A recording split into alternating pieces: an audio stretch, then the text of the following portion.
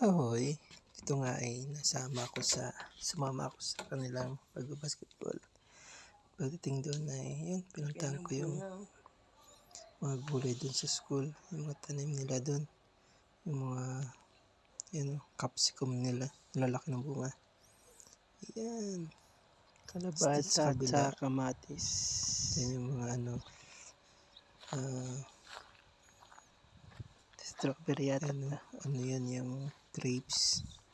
Tapos doon Sibuyas. yung sibuyas na Yung puti. zucchini. Tapos yung kanina, yun yung mga kamatis. Yan, sibuyas na puti. May Yan, mais. yung iba ay Sibuyas na na puti. tatanggalan ng lupa yung puno. Kaya nakikita nila Mais. sa zucchini. Tapos Bunga ng zucchini. Mais. Yan, zucchini may mga bunga na. Yan, lalaki, ang dami niya bunga. Yan, zucchini yan. Ay, bunga. So yan, punta naman ako doon sa mga mansanas. Dami nilang bunga. Medyo namumula na.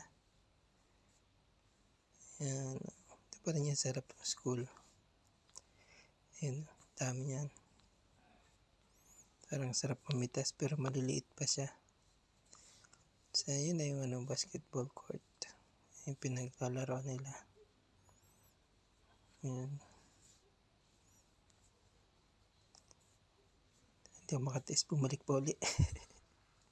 Ang dami tuwan-tuwa dyan. Ang daming mga bunga. Ang dami kasi mga puno ng dyan. Apple. Hindi. Ayan. Ayan, dami dyan. Hindi lang masyado makita. Pero maraming bunga yan.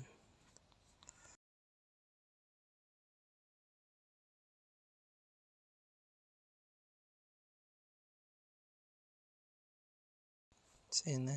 Yung naglalaro sila. Pinidyohan ko ng konti.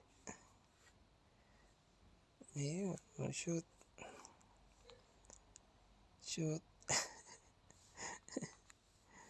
Sabi sa kanya mga Ernesto daw idadakdak. Videohan ko daw siya. Diyan o. Ayun.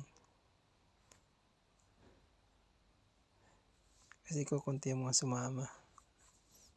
Bali 5 lang kayong pumunta. 6.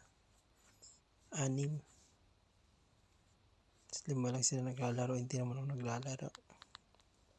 Kaya yung dalawahan lang. Half court lang silang ginamit nila dyan.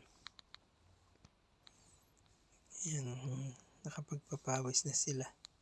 Ito pa lang yung unang araw ng aming bakasyon. 3 weeks yung aming bakasyon. Tagal-tagal nabubunuin dito buro sa bahay. Wala pang sahod, di pa makagala. Yan. Yan o. Tapos na yung kanilang laro na dalawan ngayon. Sila namang 2 na lang.